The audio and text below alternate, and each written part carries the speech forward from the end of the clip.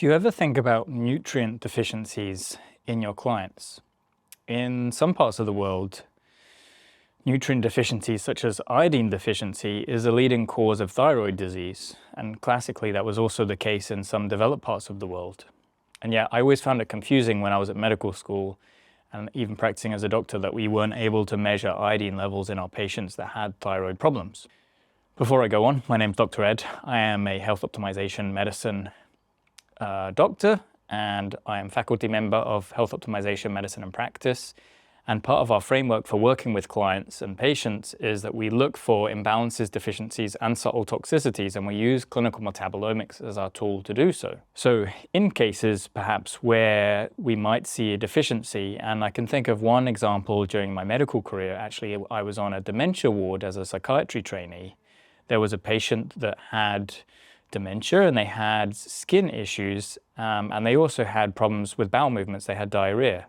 And thinking back to when I was a medical student, I remembered this condition known as pellagra, which is a niacin or a vitamin B3 deficiency. So I thought, well, we don't usually send these levels, but what if I sent a vitamin B3 and a vitamin B panel off to the labs? And lo and behold, this patient, which actually had a fairly progressed form of dementia, did have B vitamin deficiencies. Now, was that the only cause of their dementia? Probably not.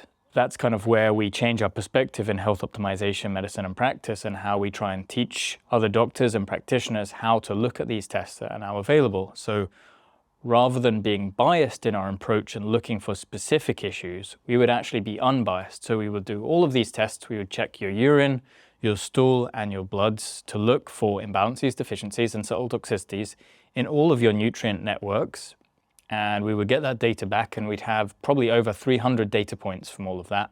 We'd be able to eliminate any environmental toxins or be aware of something like mercury, lead, cadmium that might be in your environment, which can actually cause symptoms in all organ systems, including the brain and the heart. We'd then be able to look at how well your gut is functioning. We are able to look at how well our clients are able to produce energy. We can look at neurotransmitter production and how that might be affecting mood or the ability to handle stress. So my recommendation to you is when you're working with your clients, particularly with those who are looking to optimize their health, try not to be biased in your approach. And that's why I would recommend training with Health Optimization Medicine and Practice, where we will guide you through how to look at these tests, how to analyze the results from multiple metabolomic profiles, and then how you can use those within frameworks to maximize and optimize the health of your clients. So if you're interested, reach out to me, reach out to the faculty, reach out to the charity website itself, Health Optimization, HOMeHOPE.org. And I look forward to seeing you there.